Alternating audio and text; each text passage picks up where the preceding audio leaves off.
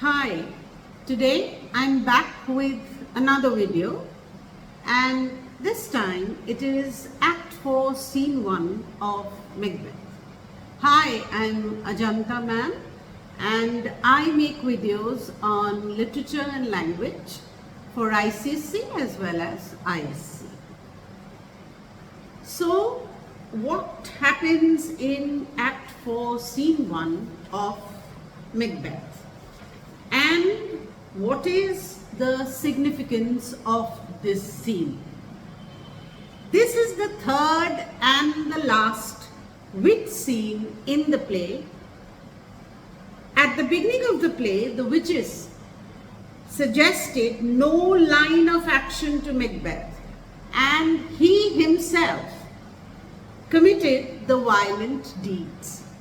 Now, however, the apparitions urge Macbeth to be bloody and to be bold. Their predictions are cleverly, the witches' predictions are cleverly worded with deliberate intent to deceive. They connect with his secret fear and warn him to beware of Macduff. They even go on to tell him that no man of a woman born can harm him, thereby encouraging him to think that he can be bold, bloody, and resolute without any fear. The prophecy that he shall never be vanquished till Birnam Wood comes to Dunsinane is entirely misleading, but it lifts Macbeth's self-confidence to a very exalted position. His fall, therefore, is great and spectacular. That is what Shakespeare wanted.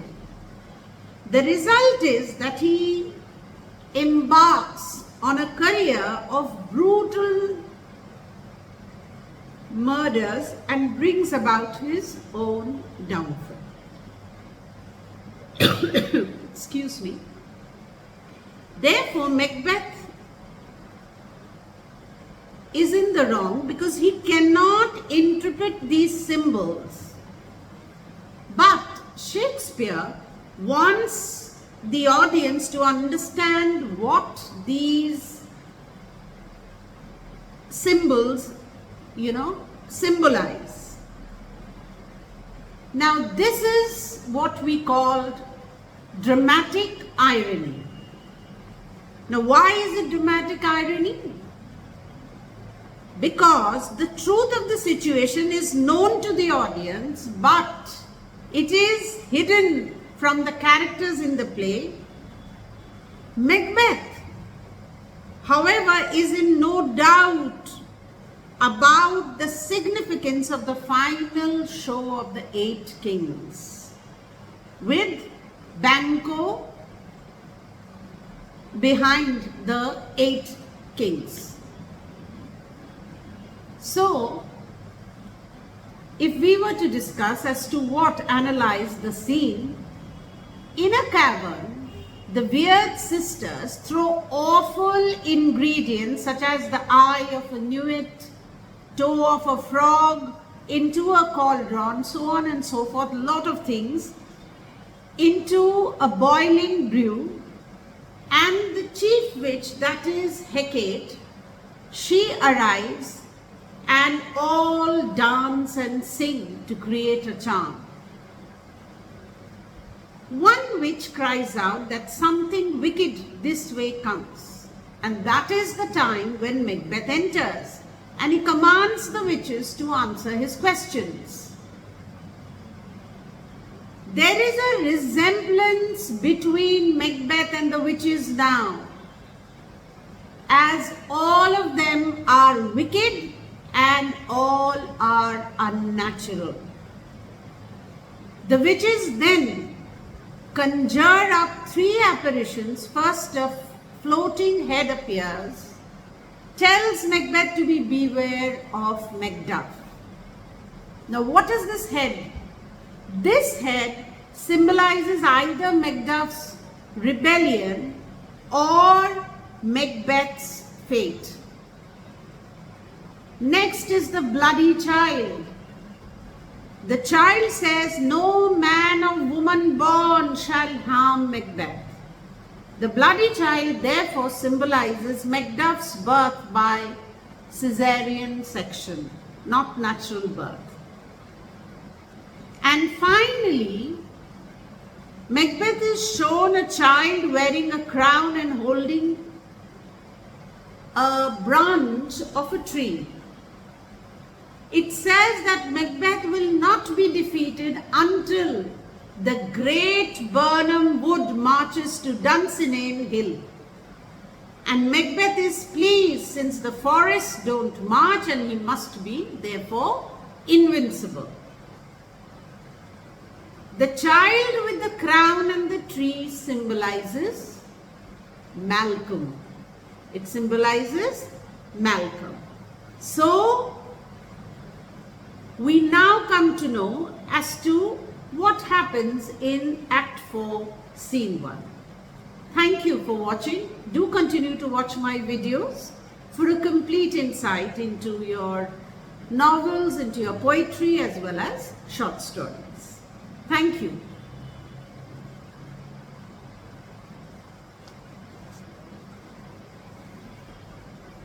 Hi, this is the second part to the video of Macbeth, Act 4, Scene 1. In the first video, I have discussed about the significance of the scene, Act 4, Scene 1, and how Macbeth cannot interpret these symbols, but the playwright expects the audience to understand what is meant. Now, as he is shown these apparitions, all these apparitions have a symbolic meaning. The witches conjure up three apparitions. First, a floating head that appears and tells Macbeth to beware of Macduff. The head symbolizes either Macduff's rebellion or Macbeth's fate. Next, a bloody child appears, and the child says that no man of a woman born shall harm Macbeth. The bloody child, therefore, symbolizes Macduff's birth by caesarean section. Finally, a child wearing a crown and holding a tree appears, and it says that Macbeth will not be defeated until great Birnam Wood marches to Dunsinane Hill. Macbeth is pleased. Since the forests do not march, he must be invincible. And the child with the crown and the branch of a tree symbolizes Malcolm. But wait, there is a fourth apparition. As Macbeth now wants to know one more thing. Will Banquo's heirs have a throne? The witches perform a final, they form a final conjuring, and 8 kings appear walking in a line.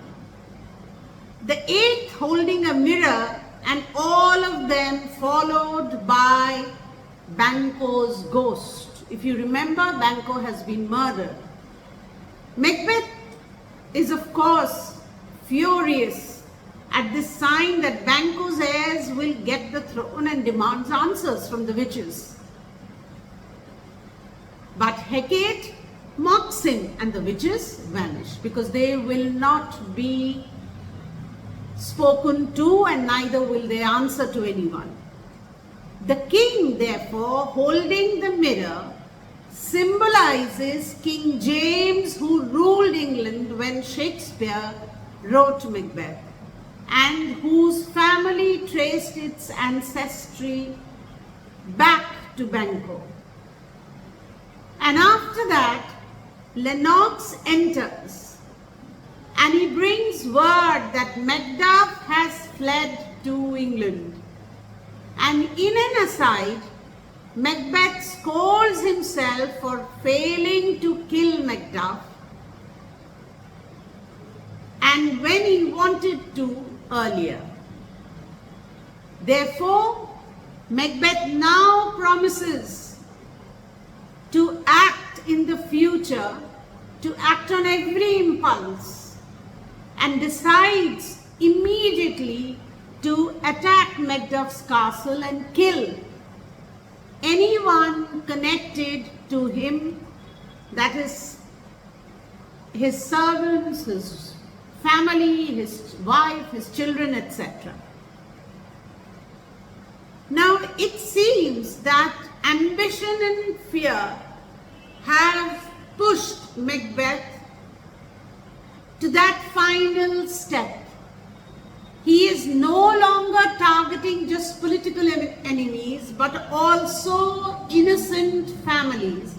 And Macbeth is now become truly a monster who is ready to kill whoever comes his way.